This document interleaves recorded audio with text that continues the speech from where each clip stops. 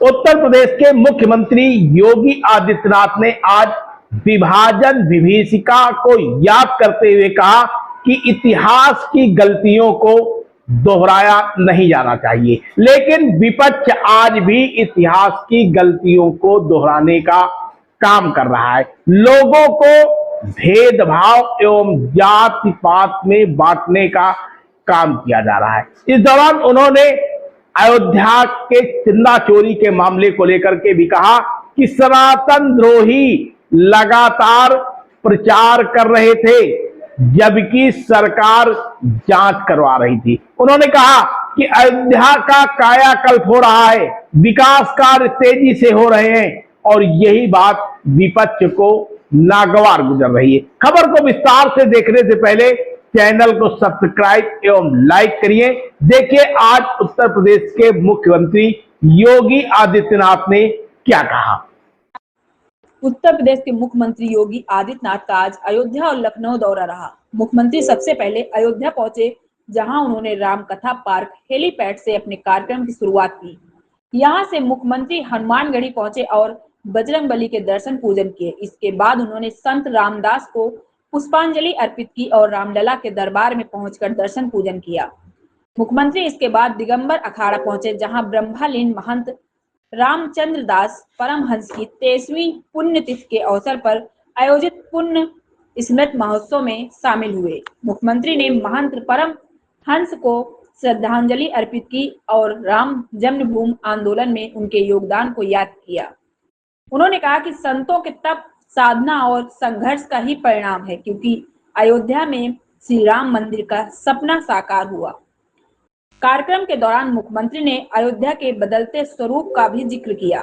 उन्होंने कहा कि आज अयोध्या में राम की पैड़ी और सरयू के घाटों का विकास हुआ है और दुनिया में अयोध्या का नाम सुनकर राम भक्तों और संतों को सम्मान मिलता है। अयोध्या के बाद मुख्यमंत्री लखनऊ पहुंचे, जहां विभाजन विभीषिका स्मृति दिवस के कार्यक्रम में शामिल हुए।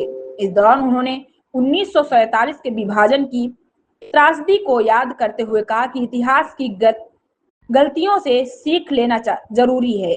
मुख्यमंत्री ने देश की एकता और सामाजिक एकजुटता पर जोर दिया। लखनऊ के कार्यक्रम में मुख्यमंत्री ने विपक्ष पर भी राजनीतिक हमला बोला। उन्होंने समाजवादी पार्टी और कांग्रेस की नीतियों पर सवाल उठाते हुए कहा कि देश के इतिहास को समझना और उससे सीख लेना आज भी जरूरी है। कुल मिलाकर मुख्यमंत्री योगी आदित्यनाथ का आज का दौरा धार्मिक श्रद्धांजलि, अयोध्या के विकास और विभाजन की त्रासदी की स्मृति के साथ साथ सियासी संदेशों से भी जुड़ा रहा। सपथ समाचार ब्यूरो। ये भ्रम की स्थिति पैदा करने की जो दुर्भी संधि चल रही है, इससे सतर्कता और सावधानी बरतने की आवश्यकता है। भारत गुलाम क्यों हुआ? दो ही कारण से, अंतर्विरोध और छल, यानी आपसी अंतर्विरोध, जाति के नाम पर, क्षेत्र के नाम पर, भाषा के नाम पर। जो आज के दिन पर चिल्लाहट ज्यादा जिनकी चल रही है, ये जाति को के नाम पे बांटने वाले लोग हैं। ये जाति के नाम पे बांटेंगे, क्षेत्र के नाम पे बांटेंगे, भाषा के नाम पे बांटेंगे और फिर सोशल मीडिया प्लेटफॉर्म के माध्यम से फेक अकाउंट बना करके एक जाति को दूसरी जाति को गाली दिलवाएंगे, दूसरी जाति को पहली जाति को गाली दिलवाएंगे, आपस में लड़ाएंगे, वहां से षड्यंत्र करेंगे, प्रत्यक्ष रूप से जातीय सम्मेलन करके समाज की एकता को भंग करेंगे और जब कभी दंगे होंगे तो दंगाइयों को अपने आवास में बुला करके सम्मानित भी करेंगे। ये वही लोग हैं, उनसे सतर्कता बरतने की आवश्यकता है, बहुत सावधान होने की आवश्यकता है। यहां पे अच्छी कनेक्टिविटी हो, अच्छी सड़कें बने, रेलवे की अच्छी व्यवस्था हो, वायु सेवा से अयोध्या धाम जुड़े, यहां के घाटों का नवनिर्माण हो सके, श्री राम जन्मभूमि पे उन पूज्य संतों का, उन पूज्य परंपरा का, जिस परंपरा ने वैष्णव परंपरा के साथ साथ संतों की परंपरा को दिग्दिगंग तक गुंजायमान किया था, उन सब का सम्मान हो। जब इसका एक अभिनव प्रयास श्री राम जन्मभूमि तीर्थ क्षेत्र ट्रस्ट के द्वारा प्रारंभ होता है, तो ये प्रहार होने स्वाभाविक थे।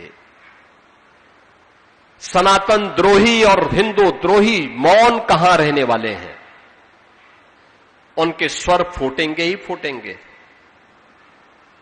वे बोलेंगे ही बोलेंगे। हम लोगों को भी कष्ट हुआ था घटना, जब चोरी की घटना सामने आई थी, लेकिन कार्रवाई के बाद इस पे विराम लगना चाहिए था। राम भक्तों ने मौन साधा, लेकिन रामद्रोही अयोध्या धाम को, श्री राम जन्मभूमि को और सनातन धर्म को अपमानित करने के लिए न केवल देश के अंदर वातावरण खराब कर रहे हैं, पूरी दुनिया के अंदर वातावरण खराब करके माहौल खराब करने का प्रयास कर रहे हैं।